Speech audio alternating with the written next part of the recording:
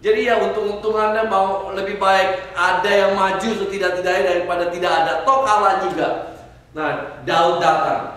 Keadaannya mengerikan seperti itu. Tetapi Daud, saudara, waktu dia datang, dia punya konsep yang berbeda. Dia melihat Goliat, dia tahu Tuhan akan menyerahkan kau di dalam tanganku.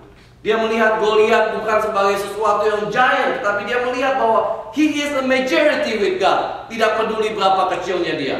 Karena pola pikirnya adalah pola pikirnya yang diisi oleh firman Tuhan. Dia mempunyai hubungan yang dekat dengan Tuhan. Roh Kudus Tuhan memberikan ilham kepada dia sehingga dia memilih 5 batu. Dengan aling-aling yang ada dia mengalahkan giant yang besar itu.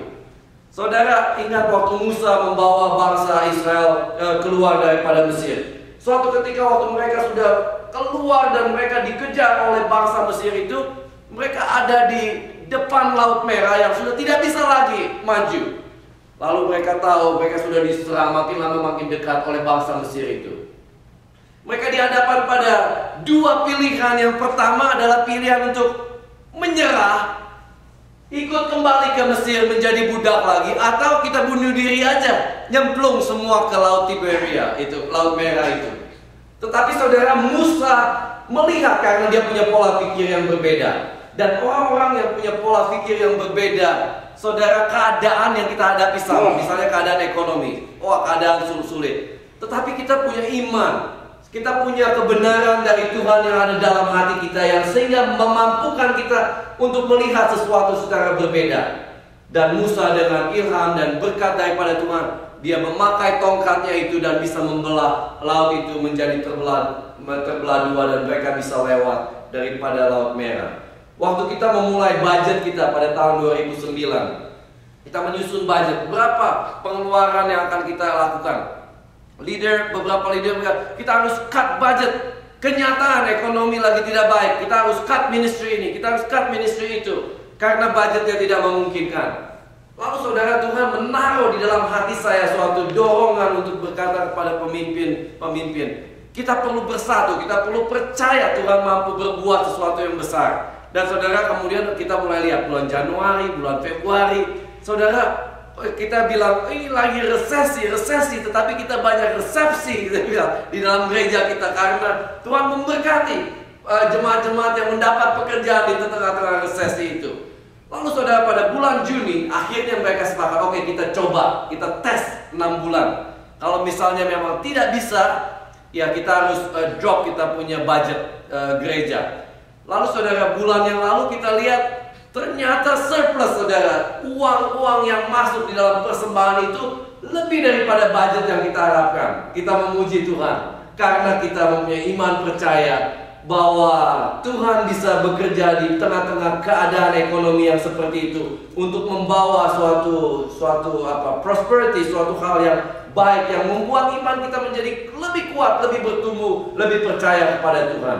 Saudara, kita perlu mengubah cara berpikir kita, yaitu dengan mengisi pikiran-pikiran kita dengan kebenaran-kebenaran firman Tuhan. Lalu yang terakhir saudara, yaitu prinsip doa yang aktif. Saudara, saya berbicara mengutip satu ayat dalam Ibrani 4 ayat yang ke-12. Sebab firman Allah hidup dan kuat dan lebih tajam daripada pedang bermata 2 manapun. Dia menusuk amat dalam sampai memisahkan jiwa dan roh, sendi-sendi dan sumsum. Dia sanggup membedakan pertimbangan dan pikiran hati kita. Apa hubungannya tentang doa ini? Saudara, pertama kita bicara tentang firman Tuhan. Firman Tuhan ini adalah logos, ya, firman Tuhan. Firman Tuhan ini seperti katakanlah koran yang kita baca, ya, walaupun berisi tentang kebenaran-kebenaran, tetapi banyak orang tidak mengalami kebenaran yang ada di tempat ini. Sampai firman ini kita percayai, kita taati, kita lakukan di dalam kehidupan kita, lalu kita mulai bisa memberi kesaksian. Ternyata logos telah menjadi rema, menjadi kehidupan yang saya percayai, saya laksanakan, dan saya melihat kenyataannya. Dan saudara, ini membawa perubahan di dalam kehidupan kita. Waktu kita berdoa, kita harus berdoa berdasarkan apa yang firman Tuhan katakan, dengan menaruh iman percaya kita, sehingga benih-benih firman Tuhan itu menjadi bertumbuh, menghasilkan buah di dalam kehidupan kita.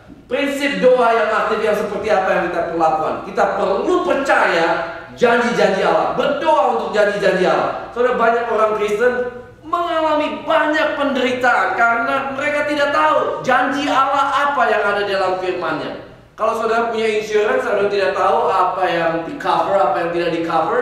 Begitu ada accident, saudara tidak tahu apa yang dijanjikan untuk di cover. Banyak orang Kristen yang tidak bisa klaim tentang janji Tuhan, hidup di dalam kesengsaraan karena dia tidak tahu apa yang Tuhan janjikan. Tetapi kalau dia membaca firman-Nya, saudara, dia mulai belajar berdoa sesuai untuk janji-janji yang Tuhan berikan, maka dia mulai mengalami janji-janji Tuhan itu terjadi. Misalnya janji Tuhan untuk kesehatan, janji Tuhan untuk pemeliharaan kehidupan kita, untuk damai sejahtera, untuk sukacita di dalam kehidupan kita. Lalu saudara, kita perlu berdoa untuk karunia-karunia-Nya Allah. Ini interesting karena beberapa hari yang lalu saya mengunjungi seorang pendeta, former pastor dari gereja saya yang saya melayani sekarang, yaitu pendeta Tio namanya. Dari hari Selasa yang lalu, ternyata dia tidak bisa buang-buang air. Jadi waktu saya mengunjungi dia sambil bercanda berkata, "Yohanes, puji Tuhan kalau bisa kentut," katanya. Karena dia tidak bisa buang air dan tidak bisa pass gas, dan membuat dia menjadi sakit sekali. Dokter tanya dia, coba dari gambar, ada gambar muka orang, ada yang sedang senang, dan nomor 10 itu orang yang sedang menangis air matanya, kesakitan. Engkau ada di gambar yang berapa katanya untuk ekspresikan rasa sakitmu? Dia bilang nggak ada semua di situ, 15 barangkali gitu ya. Karena poinnya cuma sampai 10. Karena dia merasa sakit sekali. Saudara, saya pikir puji Tuhan kalau saudara bisa ada di sini. Saudara, jangan senang kalau hanya terima saja tapi tidak bisa keluar ya. Repot. Jadi kalau kita terima makan, kita harus bisa keluar juga. Saudara bekerja menerima uang, saudara harus pakai itu untuk memberkati juga ya, mengalirkan. Kalau terima-terima tidak ada pengeluarannya, bahaya. Saudara, kita perlu mengerti prinsip ini karena saudara, kalau kita bisa ada di tempat ini, kita bisa menyanyi memuji Tuhan, saudara bisa sehat. Saudara, itu adalah karunia Tuhan, kebaikan Tuhan kepada kita.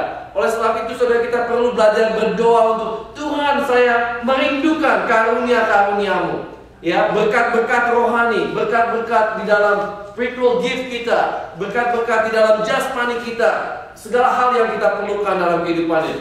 Berdoalah untuk kuasanya Allah. Saudara, kita akan menerima kuasa kalau Roh Kudus turun di atas kita. Kapan kita menerima itu? Yaitu pada waktu kita membuka hati kita, menerima Tuhan Yesus sebagai Tuhan dan Juru Selamat kita. Untuk apa kita menerima kuasa? Kita berkata, "Kau akan menerima kuasa dan kau akan menjadi saksiku." Saudara, kita menerima kuasa supaya kita boleh menjadi saksi-saksi Tuhan, supaya kita boleh menjadi garam dan terang dunia. Saudara, kita perlu kuasa. Kalau tidak, kita bekerja, saudara, kita lakukan segala sesuatu hanya dengan kekuatan jasmani kita. Saudara, kita banyak kekecewaan di dalam kehidupan ini. Kita perlu kuasa Tuhan di dalam kehidupan kita, sehingga hidup kita menjadi efektif, sehingga hidup kita menjadi membawa pengaruh yang positif di dalam kehidupan ini. Dan saudara, kita perlu berdoa untuk hadiratnya Allah. Bagaimana kita merasakan hadiratnya Allah? Salah satu anggota jemaat kita, yaitu tadi pagi ada seorang tante yang bercerita, dia tidak bisa keluar dari kamar pagi-pagi, tetapi saudara, kesempatan yang tidak baik itu dia pakai untuk berdoa dengan Tuhan. Dia pakai untuk membaca Alkitab. Lalu dia berkata, "Saya merasakan hadirat Tuhan ada di dalam kamar itu, karena pada waktu saya berdoa, saya membaca firman-Nya, ada persekutuan dengan Tuhan, dan saya merasakan hadirat Tuhan." Saudara, kita perlu sekali ada orang Kristen yang busy, tidak ada waktu untuk hadir, masuk ke dalam hadirat Tuhan di dalam kehidupannya. Kita masuk dalam hadirat Tuhan melalui pujian, melalui sembahan kita. Pada waktu kita agungkan Dia, kita ingin menikmati Dia. Dan saudara, kita bisa punya akses itu. Melalui doa kita bisa masuk ke the throne of God, supaya kita bisa merasakan hadirat Tuhan. Saudara merasa senang gak kalau saudara misalnya dikasih kesempatan untuk makan malam nanti setelah kebaktian dengan Presiden Obama di ruangan makan nanti? Saudara merasakan kesempatan yang istimewa ada in the presence of the President of United States. Saudara, akan lebih senangkah kita kalau kita sadar bahwa kita mendapat kesempatan anytime actually untuk masuk ke dalam hadiratnya Allah. Saudara, Musa berdoa, dia berkata begini, jika engkau tidak membimbing kehidupanku, kan Tuhan perintahkan Musa untuk memimpin bangsa itu, untuk ke sini, ke situ, pergi. Tapi Musa meminta, kalau Tuhan kau tidak membimbing aku dan hadiratmu tidak bersama-sama dengan aku, don't ask me to go anywhere without you. I only want to go to any place with you.